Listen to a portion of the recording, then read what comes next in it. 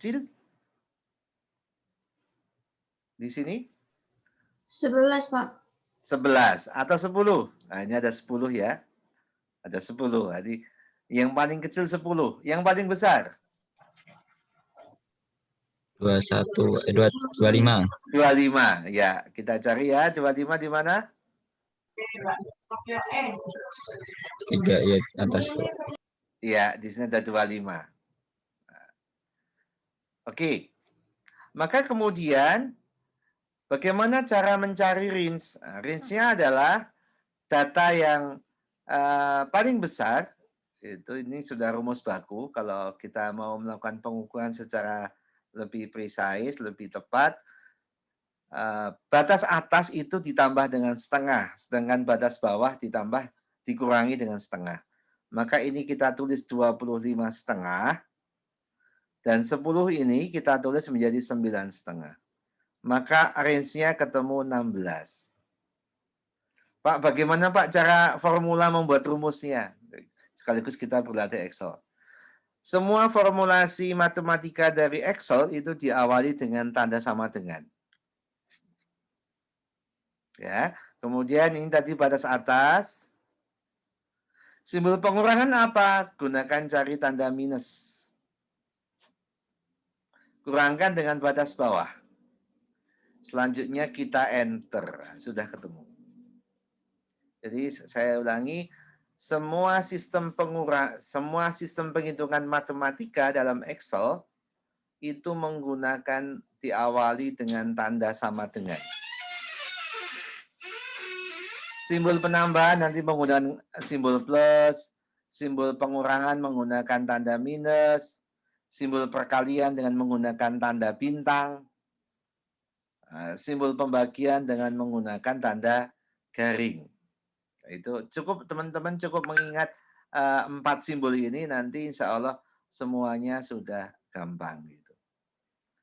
Oke, sampai di sini mungkin ada pertanyaan. Gampang ya? Tidak ada, Pak. Oke, baik. Kemudian kalau kita hendak membuat kelas, maka mau tidak mau kita harus tahu yang namanya banyak kelas. Banyak kelas, berapa banyak kelas yang akan kita buat, seumpama. Kalau kita belajar statistik, sesungguhnya banyak kelas itu bisa dicari dengan menggunakan rumus logaritma. Tapi udahlah, untuk ilmu sosial, banyak kelas biar yang menentukan Bapak Ibu dosen saja. Langsung kita buat banyak kelas yang sesuai dengan kebutuhan klasifikasi ilmu-ilmu sosial, sama. Untuk mendapatkan banyak kelas, tadi saya mengatakan bisa menggunakan logaritma, tapi dalam konteks diskusi hari ini kita langsung saya tentukan. Semua banyak kelas itu 4. Saya tulis 4. Maka untuk kita bisa membuat katakanlah kelas seperti ini, yang sistematis, yang intervalnya sama persis, antara kelas 1 sampai kelas 4, maka mau tidak mau, kita akan membuat rumus. Rumus mencari interval kelas itu adalah range dibagi dengan banyak kelas. Jadi range dibagi dengan banyak kelas. Kita masukkan ke formula matematikanya. Ini saya hilangkan dulu. Sama dengan, kemudian berapa? Range-nya tadi ketemu berapa? Range-nya tadi 16. 16, oke. Dibagi berapa? Banyak kelas yang kita kendaki? 4. 4. Oke, langsung kita enter. Ini mohon maaf, sedang ada yang mau kita ulangi. Ini sudah ketemu 4. Oke, tadi karena bersamaan ya, 16 dibagi dengan 4. Oke, sampai di sini bisa difahami? Bisa, Pak. Oke, ya, baik. Dari sini kemudian teman-teman mulai menyusun kelas. Diawali dari skor paling rendah. Seumpamanya ya, ini saya hapus dulu. Saya hapus dulu. Skor paling rendah tadi berapa? 10 ya. Intervalnya tadi adalah 4. Maka kita mulai berhitung dari angka 10. Karena urutan itu sifatnya kontinum dalam asumsi statistik. 10, 11, 12, 13. Karena tadi intervalnya adalah 4. Ini 13.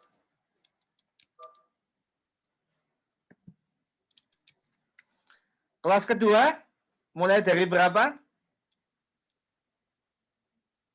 Mulai dari 14, jadi nggak boleh bertumpuk. 14. Sampai berapa? 17. Sampai? Tambahkan saja dengan 4. 14, 15, 16, 17. Oke ya.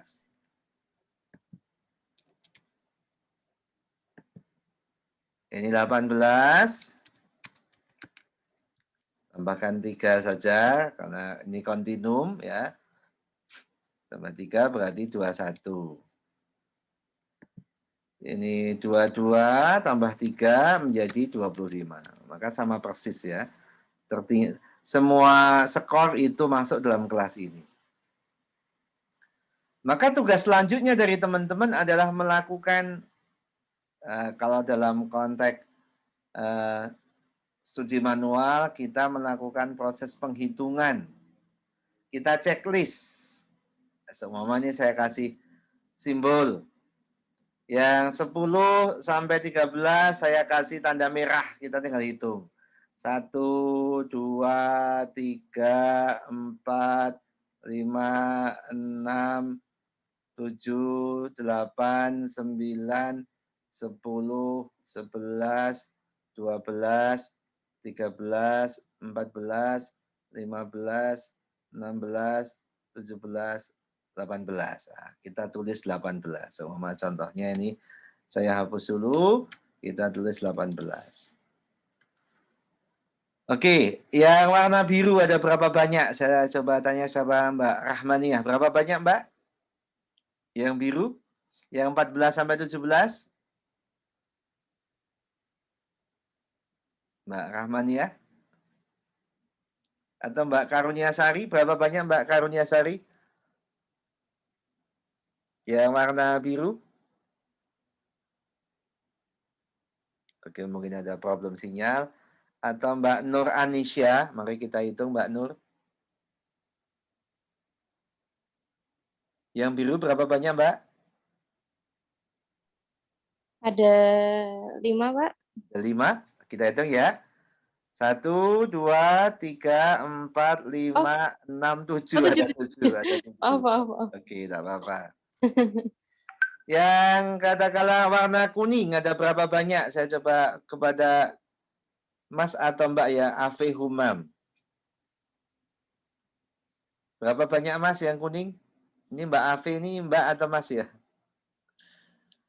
Ya, mari kita hitung sama-sama aja. Yang warna kuning. 1, 2, 3, 4, 5, 6, 7, 8, 9, 10. Nah, untuk yang terakhir, semua kalau nanti kelasnya banyak, kita simulasi kayak gini aja. Yang ketuangan terakhir, ini 35. Berarti ini kita pastikan 5. Karena tadi jumlahnya 40. Nah, jadi kita mudahkan. Jadi untuk menjumlahkan tinggal di blok semuanya dan kemudian kita tekan tombol sigma ini.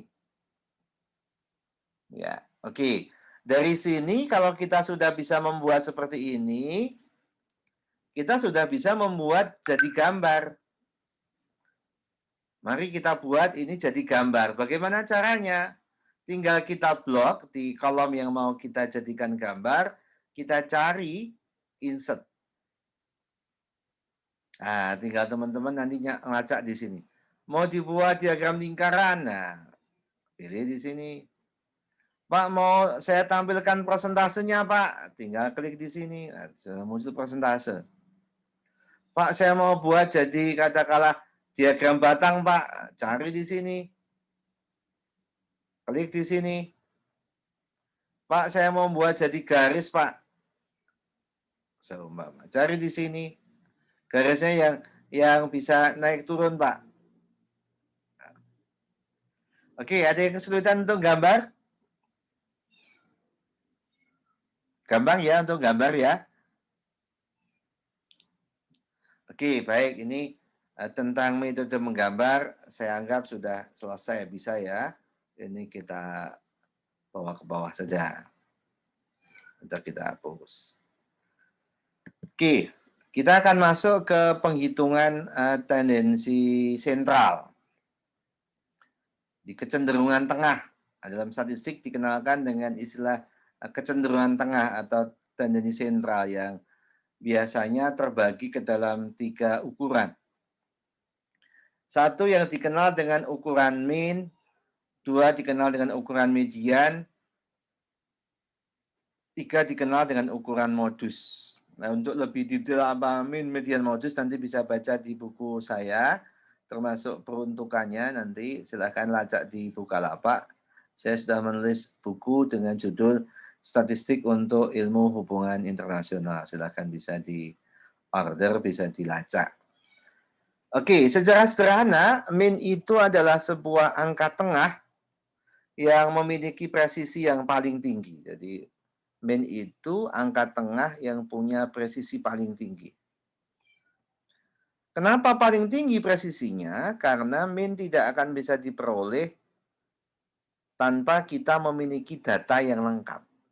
Mean hanya bisa diolah kalau data itu lengkap. Mean juga melibatkan semua data. Jadi semua komponen data itu dilibatkan secara simultan, secara serempak. Buktinya apa? Nanti menjadi bagian dari proses akumulasi skor. Jadi seumpama kalau kita bicara tentang pendapatan per kapita, semua pendapatan penduduk di dalam satu negara itu dikumpulkan secara akumulatif dan kemudian dibagi dengan banyak penduduk. Ketemulah pendapatan per kapita di satu negara. Jadi semua komponen masyarakat berkontribusi terhadap pendapatan per kapita itu sendiri. Maka dikatakan ini memiliki presisi yang paling tinggi karena melibatkan banyak kalangan dan dilakukan secara simultan. Berbeda dengan median, median itu di tengah yang didasarkan kepada posisi atau letak. Seumpama banyak data itu ada 20, nah, maka kita langsung bisa berasumsi median itu terletak di antara angka 10 dan angka 11. Urutan ke-10 atau urutan ke-11, seumpama seperti itu. Kalau seumpama katakanlah urutannya itu tidak konsisten, seumpama 1 muncul sekali sampai 20 muncul sekali, itu valid mediannya. Tapi kalau kemudian angka 1 muncul 5 kali, angka 2 nggak muncul, angka 3 muncul 10 kali, ya nanti berantakan kalau kita menggunakan ukuran median. Akan sangat tergantung dari homogenitas data gitu. Kalau mean nggak peduli, data itu homogen, data itu heterogen, nggak masalah karena nanti dikalikan diakumulasikan secara serempak. Gitu. Maka yang namanya median itu menjadi ukuran yang sifatnya administratif gitu. Kalau mean sebagai ukuran yang substantif. Kalau median kita anggap sebagai ukuran yang katakanlah administratif. Bagaimana Pak dengan modus? Nah, modus juga punya kelebihan sesungguhnya. Kelebihan di bidang mana? Di bidang kalau kita memiliki keterbatasan data dan keterbatasan yang namanya waktu. Kalau kita disuruh mengambil keputusan dalam konteks masih ongoing proses. Mencari mean dalam konteks data itu masih ongoing nggak bisa dibuat. Tetapi yang namanya modus itu sudah bisa dibuat karena hanya bicara tren kok modus itu. Dan proses mendapatkannya begitu kita sudah susun menjadi tabel distribusi, itu sudah gampang. Karena kita hanya melihat skor yang paling besar. Kira-kira dari data ini, modus berada di kelas mana? Modus di kelas mana? Mbak Talita? Kelas yang memiliki frekuensi paling banyak. Di kelas mana?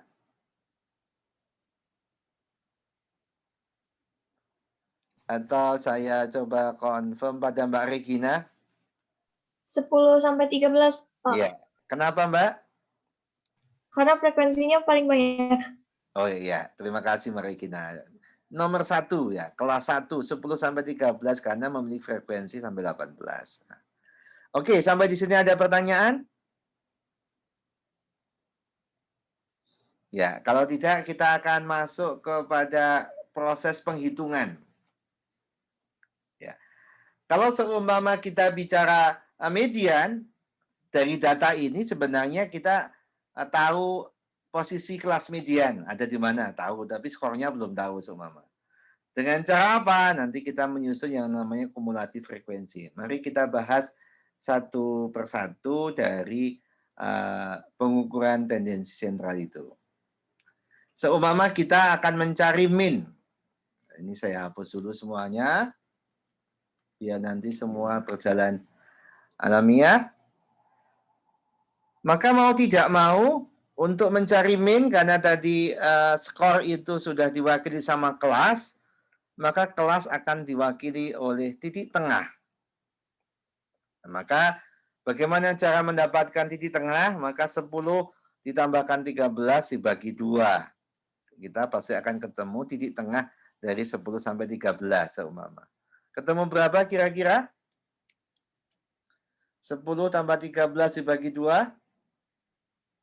Ketemu 23 dibagi 2. 11,5. 11,5. Kita tulis ya. Kemudian tadi kita sudah ketemu intervalnya 4. Nah, tinggal tambahkan aja 4 menjadi 15,5. Berikutnya bagaimana? Udah, kalau begitu, kalau sudah ketemu 2, kita blok saja dan kita tarik ke bawah. So, ini sudah kita blok. Ini kita drag yang ujung. Nggak perlu dihitung lagi, ibaratnya seperti itu. Karena sudah ada proses deret aritmatika kayak gini, kita drag ke bawah. Karena tadi intervalnya sama gitu.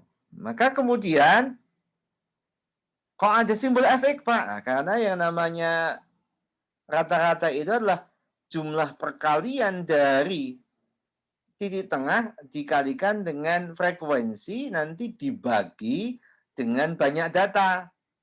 Kalau nanti kita belajar rumusnya, karena ini langsung praktik gitu. Rumusnya dari min adalah sigma dari frekuensi dikalikan titik tengah dibagi dengan banyak data. Maka caranya cuma sederhana kayak gini. Buat sama dengan, kita klik di sini.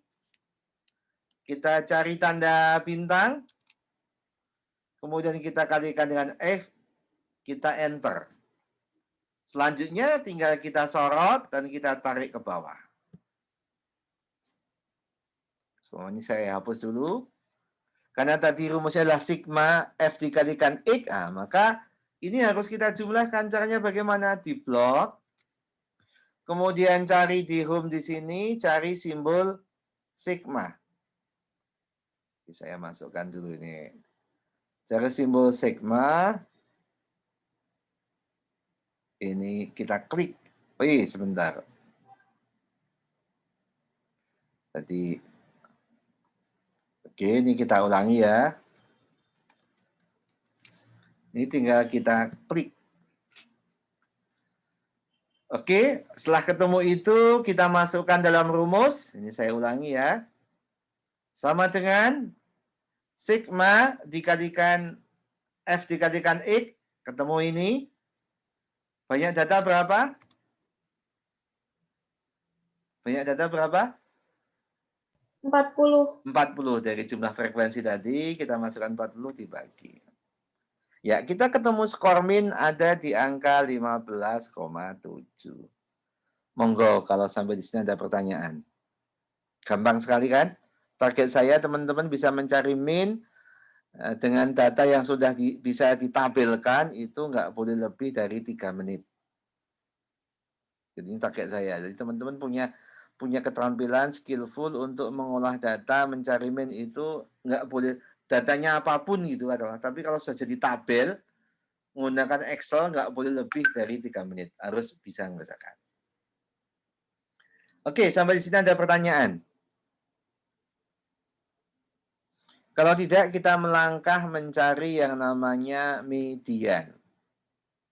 Caranya bagaimana? Kita harus buat kolom baru. Kolom baru itu saya namai dengan kumulatif frekuensi. Ini sebagai alat nanti kolom untuk mendeteksi kira-kira titik, katakanlah skor median berada. Belum bicara skornya, titik skor median berada. Bagaimana cara membuatnya? Kita menambahkan secara akumulatif, katakanlah frekuensi. 18, ini frekuensi yang pertama, ditambahkan dengan 7, 25, ditambahkan dengan 10, 35, ditambahkan dengan 5, 40. Ya. Oke, ada yang kesulitan untuk membuat kolom kumulatif frekuensi? Hanya menambahkan data frekuensi secara berurutan.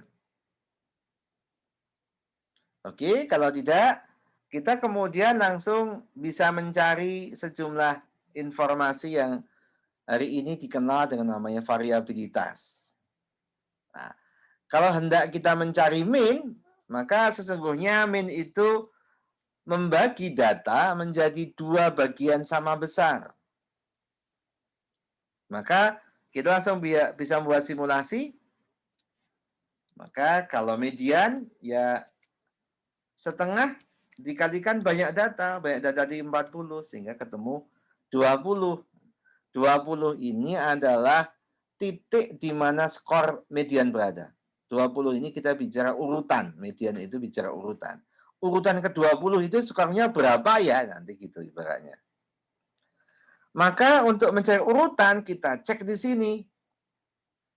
Kira-kira skor median berada di kelas mana? Kalau berdasarkan urutan. Kelas kedua. Kelas pertama atau kelas kedua? Langsung harusnya, ayo. Nomor urut ke-20 ada di kelas mana? Kelas kedua, Pak. Kelas kedua. Oke ya. Karena kelas kedua ini diawali dari nomor urut ke-19 sampai nomor urut ke-25. Ibaratnya gitu. Nah, kita tandai saja. Biar nanti kita mengerjakannya jauh lebih mudah. Kita buat dengan simbol seumpama ya. Oke, kita coba cari yang namanya katakanlah kalau kita bicara buku statistik ada namanya rumus median. Ini saya contohkan seperti ini. Rumus median itu terdiri dari sejumlah komponen. Komponen pertama itu adalah batas bawah, di mana kelas median berada.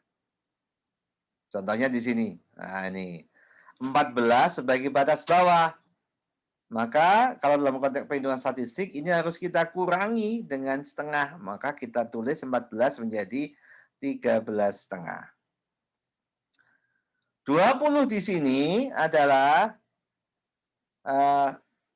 nomor urut ke-20 tadi. Median tadi kan 40 dibagi dengan katakanlah 2. Maka ketemu 20. Ini sudah ada peringatan untuk kita hati-hati. Nanti mungkin 10 menit lagi kita akan keluar sebentar dan masuk kembali. Oke. Kemudian ada 18. 18 ini diperoleh dari mana? Angka di sini. 18 itu angka di sini. Apa namanya?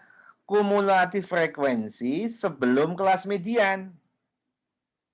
Jadi 20 dikurangi 18. Dan apa itu yang 10 ini? 10 ini adalah, oke sebentar, ini konteksnya kelas median tadi berada di kelas kedua ya. Oke, ini harusnya bukan 10, ini 7. Kan frekuensi kelas median kan 7, bukan 10.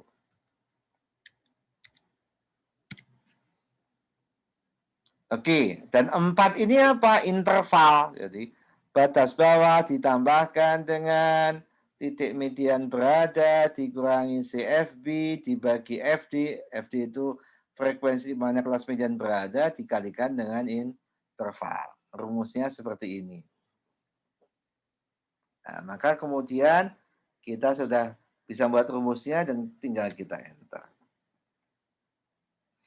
Oke, sampai di sini ada pertanyaan. Untuk lebih detailnya nanti rumus-rumus bakunya kalau kepengen belajar lebih jauh nanti bisa tertera di dalam buku. Kita masuk di sini tadi kita cerita BB titik kelas median berada CFB sama interval ini terwakili ke dalam skor-skor ini. Ada skor ini, skor ini, skor ini, skor ini, dan skor ini. Ya. Oke, sampai di sini ada pertanyaan. Untuk mencari median. Target saya nggak boleh lebih juga dari 3 menit. Mencari median harus selesai. Maka target saya untuk mencari mean median modus, mahasiswa yang sudah belajar statistik, nggak boleh lebih dari bilangan 6 menit. Maka besok kuisnya waktunya 40 menit itu sudah lebih dari cukup. Kalau sampai banyak yang fail berarti belum tekun gitu aja. Belum banyak berlatih. Maka minggu depan sambil kita bicara indeks kita akan berlatih. Oke. Bapak izin bertanya. Monggo dipersilahkan, Mbak. Tadi yang rumus median itu yang 7-nya dapat dari frekuensi yang mana ya, Pak? Frekuensi yang ini, Mbak. Kan tadi kita ketemu di tadi kan 20 ya, maka ini kita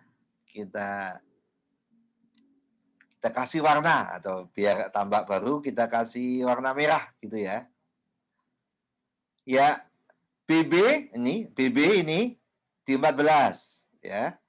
Titik di kelas median tadi ketemu 20 ya. Ini 20. CFB ini ada di sini 18. Ini FD, saya belum tulis FD ya. FD ada di 7 ini, Mbak.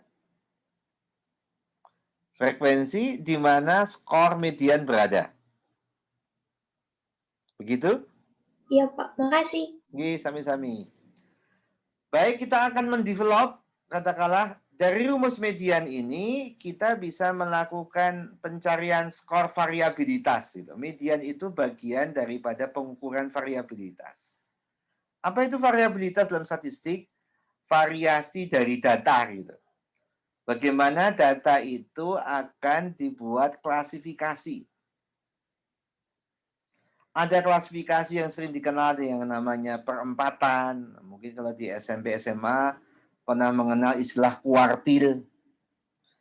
Data itu dibelah menjadi 4 golongan. Pak, saya kepingin membuat klasifikasi dari produk saya, Pak.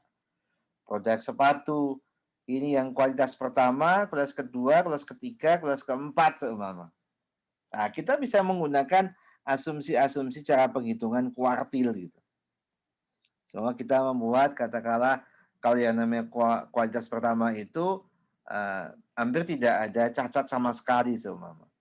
Dari warna, dari jahitan, dari mohon maaf kulitnya, dari mohon maaf alasnya, semuanya perfect seumpama.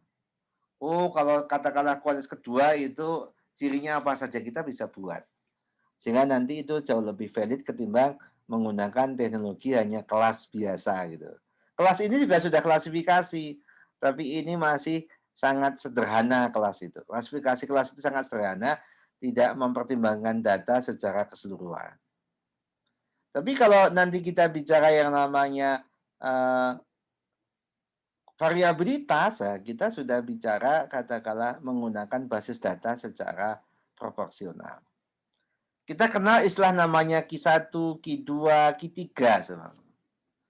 Kalau kuartil maka sesungguhnya akan dibagi ada ruang Q0 sampai Q1, ruang Q2 sampai Q3, ruang Q3 sampai Q2 sampai Q3, Q3 sama keempat. Pak, kalau Q0 berapa? Ya Q0 yang angka terendahnya berapa?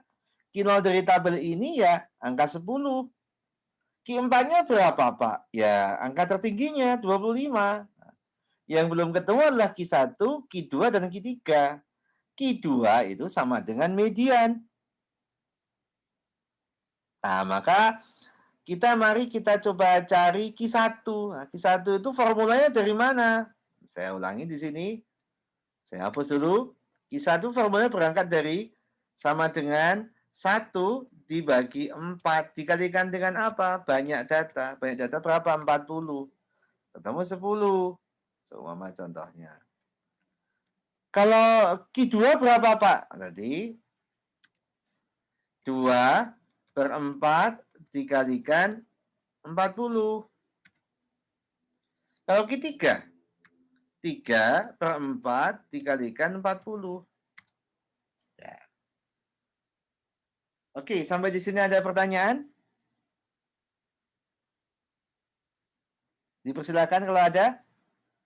Kalau tidak, kita langsung penghitungannya setelahnya kayak gini. Oke, ini saya hapus dulu.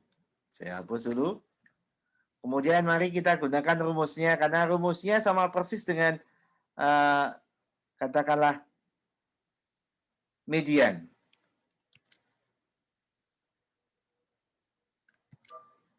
Oke, sebentar ini Kak. Ada problem koneksi.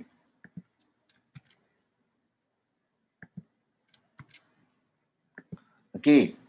Sampai di sini ada pertanyaan kira-kira? Masih ada 2 menit sebelum nanti kita jeda keluar sebentar. Oke, mudah-mudahan masih ada waktu. Kita tadi ketemu angka 10. Nomor urut 10 ada di kelas mana?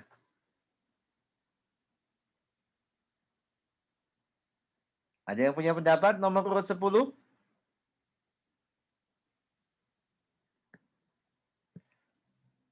Saya coba tanya pada Mas Lutfi Rais.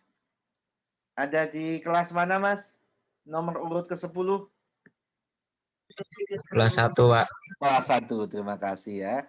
Kenapa kelas 1 di sini? Ini nomor urut 1 sampai nomor urut ke-18. Nah, oke. Maka ini kita blok ya, ini sebagai Q1. Mari kita masukkan rumus. Ini kita ganti menjadi berapa? DB-nya jadi berapa? Jadi 9,5. Ini tadi ketemu 10. Nah, ini kita jadi 10 karena Q1. CFB-nya berapa? Nggak ada Pak di atasnya. Kita tulis 0. Frekuensinya kelas 1 berapa? 18. Kita kalikan interval. Enter. Q1 sudah ketemu. Bagaimana Pak? Q4 sama, kita lacak Q4. Q4 tadi ketemu 30. Kira-kira berada di mana? Skor Q4 berada? Mbak Salsabila? Nomor urut ke-30 ada di kelas keberapa?